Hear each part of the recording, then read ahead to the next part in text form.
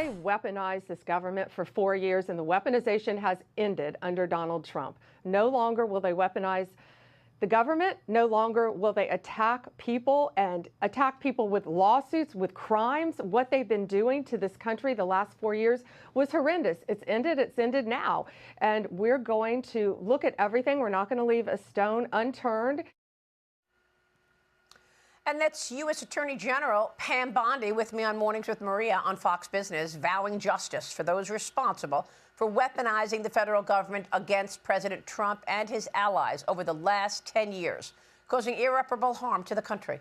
Former FBI Director James Comey is set to be arraigned in a Virginia federal court this upcoming Thursday on 2 counts of lying to Congress and obstruction of a congressional proceeding that stemmed from the testimony that he gave in front of the Senate Judiciary Committee on September 30th, 2020.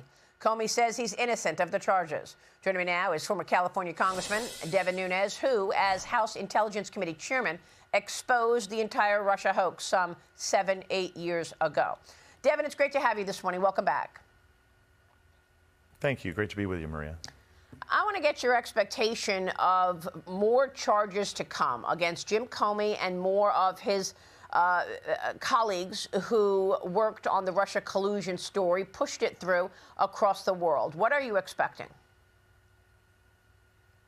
Look, I'm expecting a full investigation. If you look at the transparency that's been brought by the intelligence agencies under Trump, unprecedented level of transparency where we're now finally getting out documents that the American people had never seen. So I think you're beginning to see real clairvoyance on what happened between 2016 all the way to the Mar-a-Lago raid. And I think that's where, culminating with the Mar-a-Lago raid, is where I think I really still have a lot of questions of documents that really need to get out there. And I think an investigation needs to kind of start there and go back, because we know for sure what happened in 2016 that Comey was well aware of, is that this was all, the whole Russia hoax was all designed to get Trump, because they were worried about her emails coming public back in 2016 before the election. So yeah. I think we have real clairvoyance there, Maria. You've covered on your show for many, many years.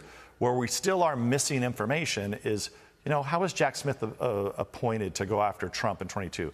Who decided to raid Mar-a-Lago? What documents were they looking for? These are all the questions that still remain to be answered, and I think where the investigators need to start from there and go back. What is different about grand conspiracy? What does grand conspiracy tell us if, in fact, they are able to put the puzzle together that, yes, this has been a conspiracy since 2015? Well, I think you just have to answer yourself the common sense question is was it a conspiracy or not?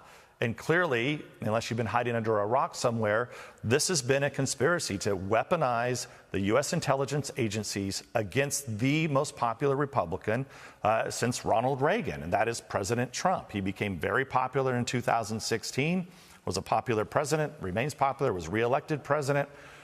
It was all designed to target and take down one of your political enemies, so much so that they actually raided his home.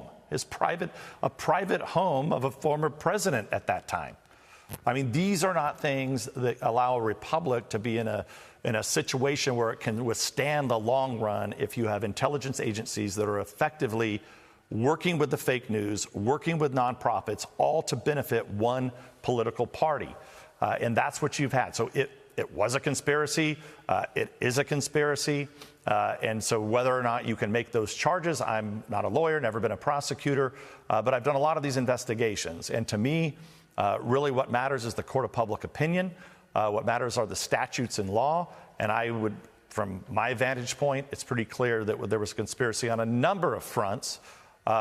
Most importantly, I think lying and misleading, I think that's a key word, misleading Congress and other investigations. As you know, there were, some 5 different investigations that occurred over the last 7 years as it relates to the Russia hoax, Ukraine impeachment hoax, and all the other hoaxes that did what? Targeted President Trump and his family. And I talked with you throughout this 10-year period over and over again, and I remember many years ago you would say, we've asked them for these documents, we've asked them for that document, and they sat on it and waited and did not give you the documents as chairman of the Intelligence Committee or ranking member as the Intelligence Committee. You demanded these documents. Tell us how specifically Jim Comey and others may have misled you and the Congress. Yeah, well, I can say this, is that those days are over, right? Now the president has made me chair of his intelligence board. We are working to help declassify where we can all the information that you now are seeing come out. Where I think where it's pretty clear is let's talk about two interesting dates, Maria. One was in August of 2016 in the Obama White House with Biden and a bunch of other cast of characters there, including Comey, including Brennan, where they are told by Brennan that, hey, there's a hoax going on. That's my word. You know, that basically they're looking, the Hillary Clinton campaign and the DNC are looking to frame President Trump, or at that time, candidate Trump, with this Clinton email scandal. If and when these emails come out, they wanted to make it look like it was the Trump campaign working with Putin. They knew that in August of 16. Now, how is it possible that all of these cast of characters that were interviewed by multiple, not only the House Intelligence Committee, but also in the Senate and Horowitz and all the way to Durham, they just had amnesia, just forgot about this. They all those years went by and they don't remember that this was a cover-up for the Hillary Clinton email campaign? Nonsense. We know that's not true. They had to have known it. So what's the other important date?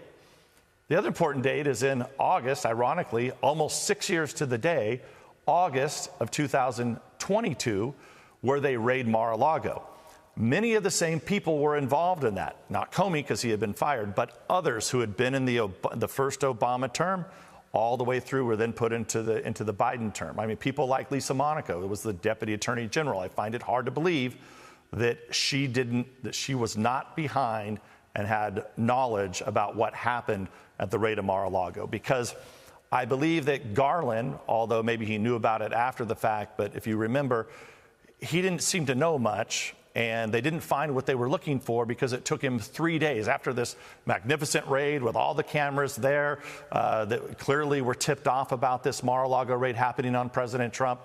Miraculously, they didn't find anything, and it took Garland 3 days before he came out and made a statement. Wow. And Lisa Monaco got a big job now. She's the president of global affairs at Microsoft, which I reported first. Look, I've got the majority staff report right here on the intelligence community assessment of the Russia influence campaign targeting the 2016 election.